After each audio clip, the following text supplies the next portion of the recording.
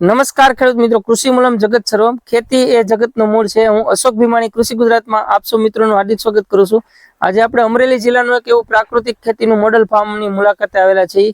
એમાં પ્રોજેક્ટ દ્વારા એ કરવામાં આવેલું છે। તો એમાં જે આપણા પ્રગતિશીલ ખેડૂત એવા દિલીપભાઈ છે, તો દિલીપભાઈનો તમારું કૃષિ ગુજરાતમાં હાર્દિક સ્વાગત છે। સૌપ્રથમ તમારો પરિચય આપો મારા ખેડૂત મિત્રોને। મારું નામ દિલીપ કાળુભાઈ હિરપરા, ગામ મીઠાપુર નક્કી, તાલુકો ધારી, જિલ્લો અમરેલી। અમારા ફાર્મનું નામ છે શ્રી ખોડિયાર ગૌ પ્રાકૃતિક ફાર્મ। અને જી દિલીપભાઈ, કે તમે જે પ્રાકૃતિક ખેતી છે એ કેટલા સમયથી કરો છો? પ્રાકૃતિક ખેતી અમે 2019 થી શરૂ કરી છે। શરૂઆતમાં થોડી કરી હતી ને પછી અત્યારે રેગ્યુલર, ટૂંકમાં બીજા વર્ષેથી રેગ્યુલર આપણે એમ થયું કે પ્રાકૃતિક ખેતી યોગ્ય છે, એટલે 10 એકર જમીન છે, 10 એકરમાં પ્રાકૃતિક ખેતી કરીએ। બરોબર, બધી જ ટૂંકમાં જે ટોટલી જમીન છે એમાં દિલીપભાઈ પ્રાકૃતિક ખેતી કરે છે। અને આ જે કન્સેપ્ટ છે આખો મોડલ ફાર્મ આત્મા પ્રોજેક્ટનો, એના વિશે થોડી માહિતી આપશો? આપણે આત્મા પ્રોજેક્ટમાંથી એક કોન્સેપ્ટ આવ્યો છે, આપણું ગુજરાત પ્રાકૃતિક ગુજરાત।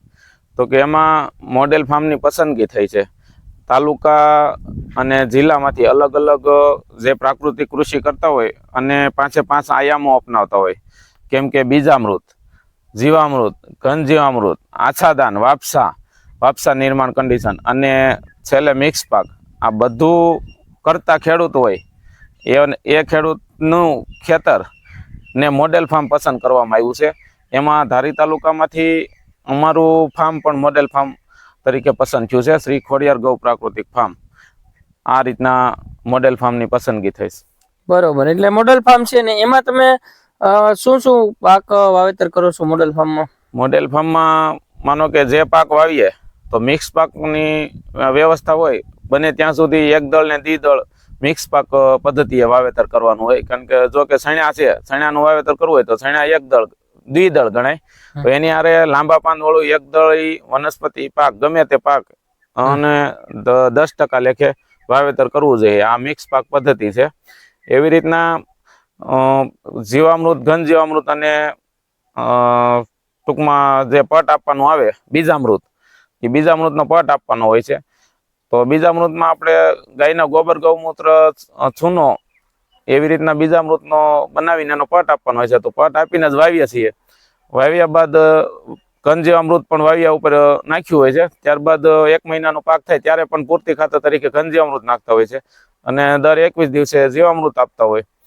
આ બધી પદ્ધતિ અપનાવીએ અને મિક્સ પાક હોય, આચ્છાદન હોય, જે એવા પાક હોય કે એમાં સાતી નહીં હાલી શકે એવા પાકમાં આપણે આચ્છાદન કરવાનું। ટૂંકમાં આચ્છાદન એટલે ધરતીની સાડી, ધરતીની ઉપર સૂર્યપ્રકાશ સીધો નહીં લાગવો જોઈએ। માનો કે કપાસ હોય તો કપાસમાં નીચે આપણે કોઠીંબા કે એવા વેલાવાળા શાકભાજી વાવીએ તો સાતી ન આપવું પડે, અને વેલાવાળા શાકભાજી છે એ આચ્છાદનનું કામે કરે અને એનીથી આપણે મિક્સ પાકનો એક લાભ પણ મળે। આવી રીતના એવો પાક અમુક મગફળી છે કે એમાં આચ્છાદન ન કરી શકીએ તો એમાં સાતીથી નીંદણ નિયંત્રણ કરવું પડે, તો એ સાતી હાલે એને પણ આચ્છાદન કહેવામાં આવે છે। એક આચ્છાદન સાતી હાલે, એક આચ્છાદન કૂસો સૂકો, આપણે જ ફાર્મનો કૂસો સૂકો હોય એ 2 પાટલાની વચ્ચે, 2 સાસની વચ્ચે એક પાટલામાં કૂસો નાખી દે સૂકો, કાસ્ટ આચ્છાદન, અને એક પાટલામાં પિયત આપી શકાય।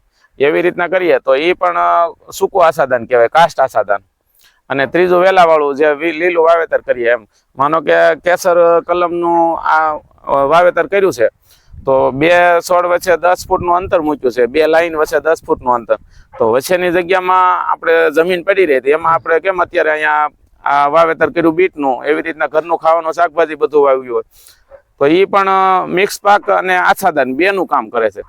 અને આ મિક્સ પાક સાથે આચ્છાદનનું મહત્વ એ છે કે આચ્છાદન જમીન ઢાંકેલી હોય તો પછી એની નીચે જે જગ્યા હોય એમાં આપણે પિયત આપીએ ને ત્યારે તડકો નથી લાગતો ને, એટલે બાષ્પીભવન થઈને જે ઉડવાનું હોય ને એ ઉડી ન શકે અને એ જગ્યાએ એની વરાળ થાય અને પાણી, જમીન અને ભેજ એ બેની વચ્ચેની જગ્યા એ વાપસા।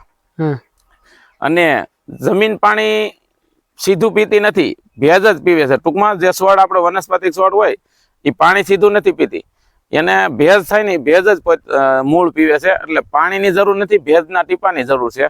તો એ આ વસ્તુ મિક્સ પાક કરવાથી શક્ય છે। બરોબર, એટલે ટૂંકમાં